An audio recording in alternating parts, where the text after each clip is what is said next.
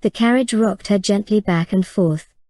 The constant and soothing chirp of crickets sang their sweet lullaby into her softened ears. Just next to her, Johnny, her brother, was rambling incessantly to their parents about old legends. In the 1600s, that's nearly all there was, for entertainment. A swapping of legends, and tall tales. Most of these were dark and ominous exaggerations, of a simple truth. The story Johnny was regaling them all with, was one in the same.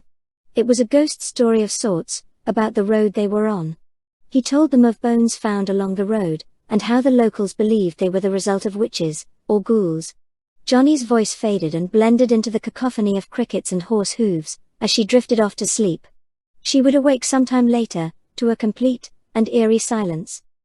The carriage had come to a stop, in front of a downed tree, in the road ahead.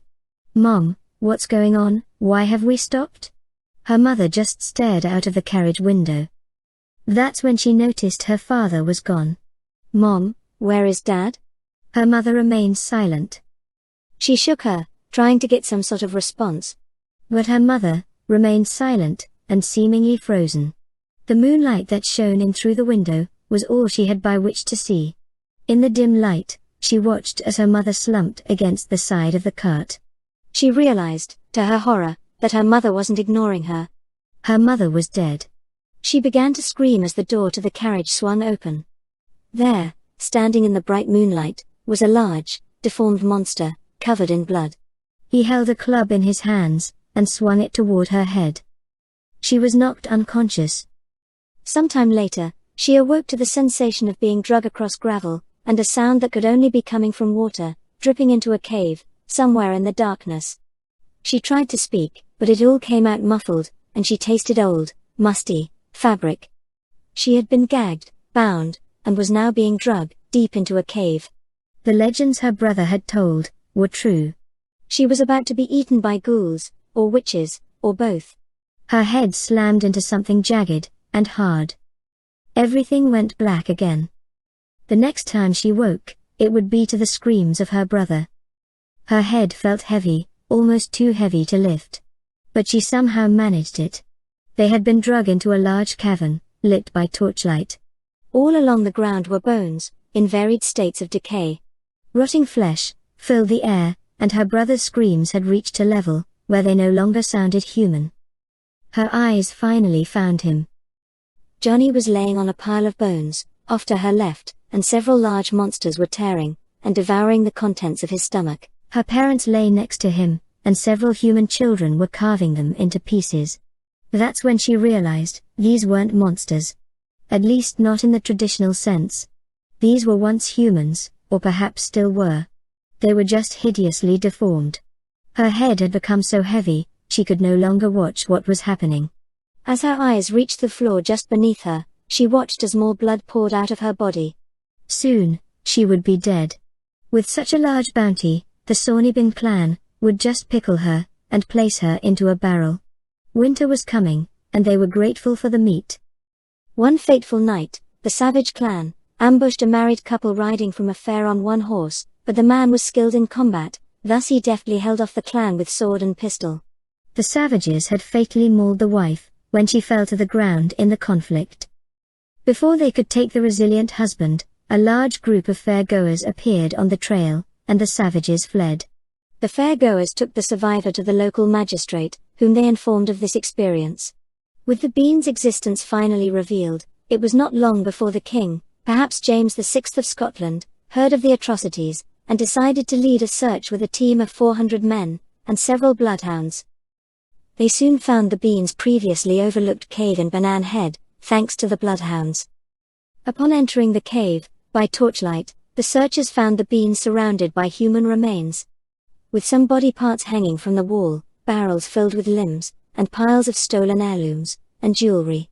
That was a very morbid and scary story, was it not? Thank you for listening and joining me today. If you're enjoying the content here at Odd IC, please take the time to leave a like, maybe even get a little wild, and subscribe for more. Now, let us continue with the sordid tale of Sawney-Bean. There were two versions of what happened next. The most common of the two is that the Bean clan was captured alive where they gave up without a fight. They were taken in chains to the Tolbooth jail in Edinburgh. then transferred to Leith or Glasgow, where they were promptly executed without trial, as people saw them as subhuman and unfit for one. Sawney and his fellow men had their genitalia cut off and thrown into the fires, their hands and feet severed, and were allowed to bleed to death, with Sawney shouting his dying words, "It isn't over. It will never be over." After watching the men die, Agnes, her fellow women, and the children were tied to stakes and burned alive. These execution practices recall, in essence if not in detail, the punishments of hanging, drawing, and quartering, decreed for men convicted of treason. In contrast, women convicted of the same were burned. There was another claim that the search party placed gunpowder at the entrance of their cave, where the Sawney Bean clan faced the fate of suffocation. The town of Girvan, located near the macabre scene of murder and debauchery, has another legend about the Bean clan. There are claims that one of Bean's daughters eventually left the clan and settled in Girvan, where she planted a tree that became known as the Hairy Tree. After her family's capture and exposure, the daughter's identity was revealed by angry locals who hanged her from the bough of the Hairy Tree. Alexander Bean was born in East Lothian during the 16th century. His father was a ditch digger and hedge trimmer, and Bean tried to take up the family trade, but quickly realized that he was not fit for this work. He left home with an allegedly vicious woman named Black Agnes Douglas, who apparently shared his inclinations and was accused of being a witch. After some robbing and the cannibalization of one of their victims, the couple ended up at a coastal cave in Benane Head, between Girvan and Ballantrae. The cave was 200 yards deep, and the entrance was blocked by water during high tide, so the couple were able to live there undiscovered for some 25 years. Sawney and Agnes produced 6 daughters, 8 sons, 14 granddaughters, and 18 grandsons. Various grandchildren were products of incest